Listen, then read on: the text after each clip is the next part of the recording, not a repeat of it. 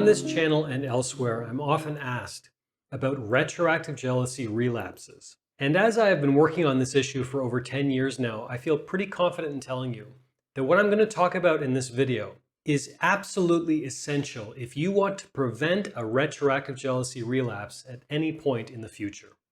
My name is Zachary Stockill, and since 2013, I've been helping men and women from all over the world overcome retroactive jealousy and save their relationships. If you'd like to work with me one-on-one, please visit my website at retroactivejealousy.com.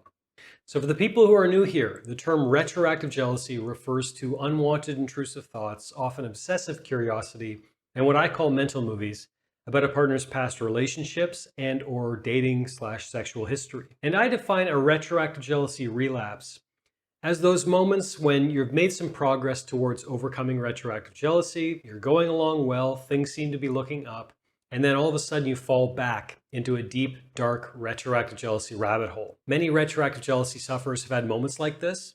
In fact, I would say for most retroactive jealousy sufferers, it's not like their condition continues on in like a relatively straight ascending line. It's more kind of like this. In other words, they'll be going along okay, and then they have a dip, and then they're doing well again, and they have a dip. And for many retroactive jealousy sufferers, it takes some time before they gain real consistency in terms of their recovery. So how to avoid a retroactive jealousy relapse?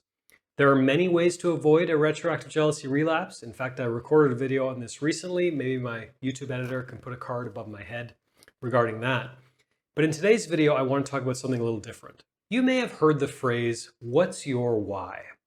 In other words, whenever you're pursuing anything meaningful, whenever you have any kind of a meaningful pursuit or a meaningful challenge, you need to have a solid, clear, and motivational why to keep you going.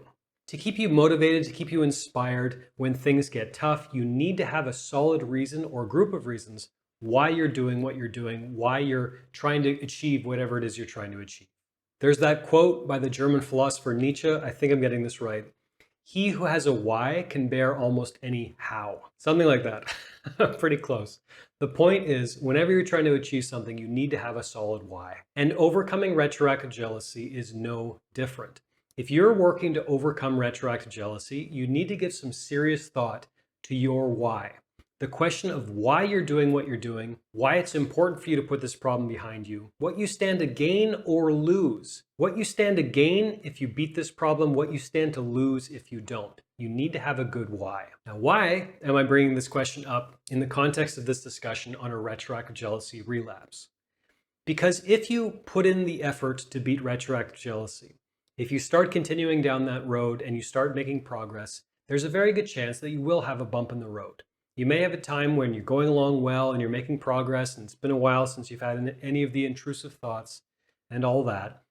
And then somebody says something or you encounter some trigger or whatever, and then you have a bad day or a bad month or a bad week or something like that. That's entirely possible, especially for the people, I would say, who lack a real structure to their healing, who haven't invested in a program or a book or a coach or anything like that. So in the moments when you need to get back on track with your healing, with your perspective, with your recovery, you need to have a clear why. And the more comprehensive and detailed this answer of why is, the better chance you stand, the better chance you have of getting back on your feet, back on the road to recovery as quickly as possible. So I kind of think of the whole question of motivation as divided into two rough categories.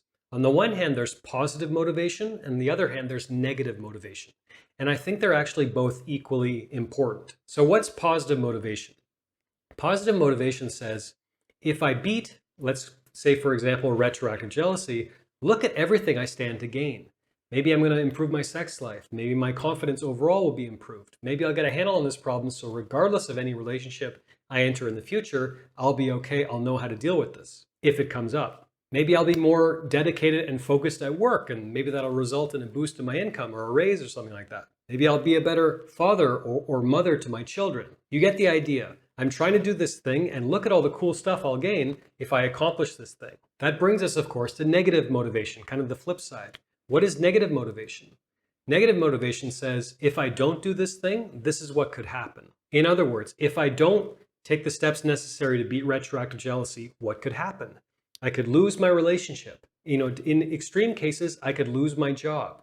I could alienate my children and maybe confuse them. I could lose a lot of sleep. How many more sleepless nights am I willing to go through? I won't enjoy my social relationships as much because even though I'm at the bar having a drink with my friends, I'm really still thinking about my girlfriend's past. You get the idea. These are all examples.